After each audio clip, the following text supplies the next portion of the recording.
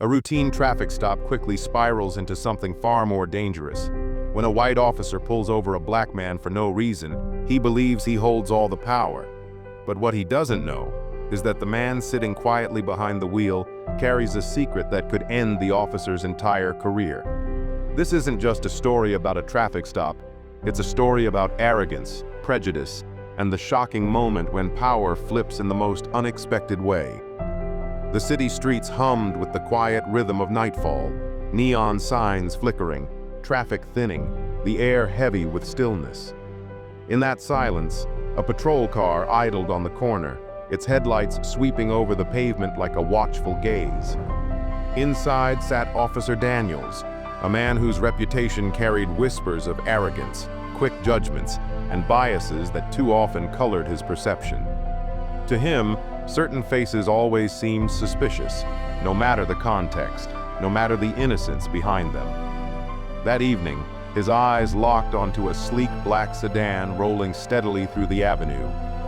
The driver was a middle-aged black man, calm, composed, his suit pressed neatly, his movements deliberate and unhurried. Yet Daniels felt that familiar instinct flare, an instinct not born from facts or behavior, but from prejudice deeply ingrained. The cruiser's lights flashed, siren piercing the silence, and the sedan pulled to the curb without hesitation. For the driver, the moment was routine, yet heavy with unspoken tension. He had been here before, different nights, different places, but always the same story. Hands resting firmly on the wheel, chest steady, he braced himself. Daniels approached, the weight of authority in every step. To him, this was just another stop, another suspicious driver to interrogate.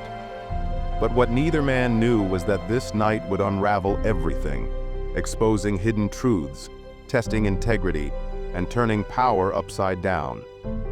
The man in the driver's seat kept his composure, the kind of composure born from years of necessity. Every motion, slow, deliberate, was designed to avoid escalation. He knew the script, knew the unspoken rules that black men were often forced to memorize for survival. But Officer Daniels' eyes narrowed with suspicion, scanning him as though his presence in this neighborhood required justification. Daniels leaned closer, projecting authority with every syllable, demanding documents, pressing questions without cause. His tone carried that quiet sting of superiority, the subtle yet unmistakable undertone that suggested the driver's very existence was an inconvenience. To Daniels, this was dominance, a way to remind the man of his place. Yet behind the wheel, the driver's patience was not weakness, it was restraint. His gaze remained steady, his voice calm, his movements precise. While outwardly compliant, inside he carried the weight of countless memories, moments where dignity had been chipped away by similar encounters. Still, he chose silence over confrontation, knowing that pride could be dangerous when measured against power unchecked. As the minutes dragged on, tension thickened. Daniel searched for flaws, for mistakes, for anything that could justify his assumptions. But everything about the man's demeanor was flawless. And still, Daniels pushed harder, blinded by bias, unaware that each word he spoke was drawing him closer to a reckoning he could not yet imagine. What Officer Daniels failed to notice was the quiet confidence in the man's posture, the subtle air of authority that clung to him despite the humiliating circumstances. This was not the posture of someone unfamiliar with law enforcement. His calm was not resignation, it was strategy. Years of service had molded him, not in uniform on the streets, but in rooms where policies were written, where misconduct was scrutinized, and where the very careers of men like Daniels were placed under a microscope. The driver was no ordinary civilian. He was a figure deeply woven into the very fabric of justice. Yet Daniels, blinded by his assumptions, could not see it. As the officer probed further, pressing questions that carried no legal weight, the man silently weighed his options. He could reveal himself now, end the charade with a single sentence, but he chose not to. Instead, he allowed the officer's words to pile higher, allowed the bias to fully reveal itself, raw and unfiltered. For him, this was not just an interaction, it was evidence. His restraint came not from fear, but from foresight. He knew that truth, once revealed, would carry far more power if allowed to unfold naturally. Daniels was, unknowingly, constructing his own downfall, word by word, action by action. And the man behind the wheel, quiet yet resolute, was patiently letting the story write itself. Frustration began creeping into Daniel's demeanor.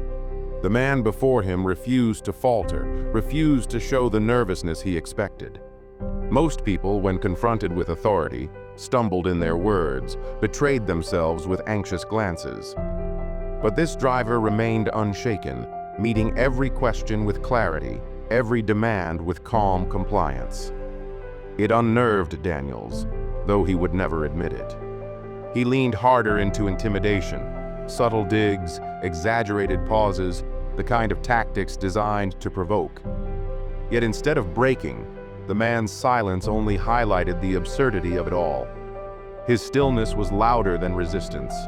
For the driver, each second felt heavier, not because he feared what might happen, but because he recognized how many others had stood where he now sat, without the privilege of the position he secretly held.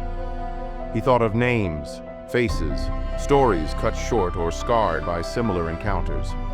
And though his heart carried their weight, his expression betrayed none of it. As Daniels circled back to his patrol car to run checks he knew would come up clean, a strange shift filled the air. For the first time, doubt flickered across his face. Something about this stop felt off. Something about this man didn't fit the picture his bias had painted. He didn't know it yet, but he was staring at the first cracks in his own certainty. Cracks that would soon shatter everything. When Daniels returned with a tighter jaw and a colder tone, the driver finally spoke, not to argue, but to gently remind him that rights were being crossed, that suspicion without cause had limits. His words were precise, measured, and carried the weight of someone who knew not just the law, but its enforcement from the inside out. It caught Daniels off guard. The cadence was different, the vocabulary sharper, the confidence unmistakable. This was no ordinary driver. Daniels pressed further, only to be met with unwavering steadiness. Then, like a veil lifting, the man revealed who he truly was. He was not just a professional in a suit. He was the head of internal affairs, the very division tasked with investigating officers like Daniels, with dissecting complaints, with holding those in uniform accountable. His name was one Daniels had likely heard whispered in roll call meetings, a name that carried weight in precinct halls. The silence that followed was deafening. Every ounce of arrogance drained from Daniels' posture, replaced by disbelief, then dread. He realized in that instant that every word he had spoken, every baseless assumption, every condescending glance had been witnessed by the very man who had the power to determine his future. The air shifted entirely. Where Daniels once held dominance, he now stood vulnerable, stripped of the shield arrogance had given him. The man behind the wheel had not raised his voice, had not threatened, had not needed to. His truth alone carried more force than any badge or weapon ever could.